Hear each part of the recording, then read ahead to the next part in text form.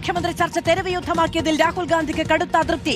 ചർച്ചയിൽ പങ്കെടുത്ത നേതാക്കളെ നേരിട്ടാണ് രാഹുൽ അതൃപ്തി അറിയിച്ചത്. പ്രതിഷേധങ്ങൾ പാർട്ടിക്ക് അവമതിപ്പുണ്ടാക്കിയതായാണ് വിമർശനം. രാഹുലിന്റെ നിർദ്ദേശപ്രകാരമാണ് നേതാക്കൾ മാധ്യമങ്ങളെ കണ്ടത്. ഐക്യത്തോടെ പോകണമെന്നും രാഹുൽ ഗാന്ധി കർശന നിർദ്ദേശം നൽകി.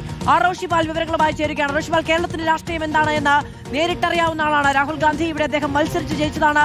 ഓരോ തെരഞ്ഞെടുപ്പിന്റെ സമയത്തും അല്ലാതെയും ഇവിടെ വന്ന ഇവിടുത്തെ രാഷ്ട്രീയം കോൺഗ്രസ് നൽകുന്ന സ്വീകാര്യത എന്താണ് എന്നത് വ്യക്തമായി അറിയാവുന്ന ആളാണ്. പക്ഷേ കേരളത്തിൽ കോൺഗ്രസ് അധികാരത്തിലേറി എന്ന വിജയം സ്വന്തമാക്കിയതിനു ശേഷം നടന്ന തെരുവ് യുദ്ധങ്ങൾ അദ്ദേഹത്തെ പ്രകോപിപ്പിച്ചിരിക്കുന്നു.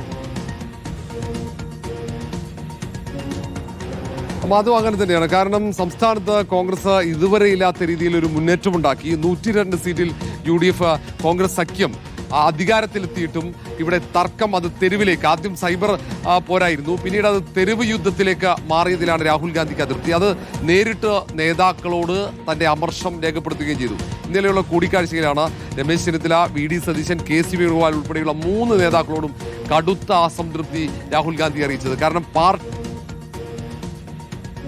രീതിയുള്ള പെരുമാറ്റം,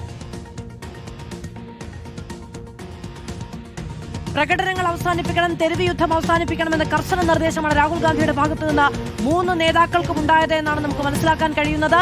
ഇത് അവസാനിപ്പിച്ചതിന് ശേഷം മാത്രം തീരുമാനം എന്ന വ്യക്തമായ സന്ദേശം ലഭിച്ചു. അതിന് പിന്നാലെയാണ് 3 നേതാക്കളും ഒരുമിച്ച് മാധ്യമങ്ങളെ കണ്ടതും ഫ്ലെക്സുകൾ അടക്കം എടുത്തു മാറ്റണമെന്ന നിർദ്ദേശം നൽകിയതുമെന്നാണ് നമ്മൾ മനസ്സിലാക്കുന്നത്.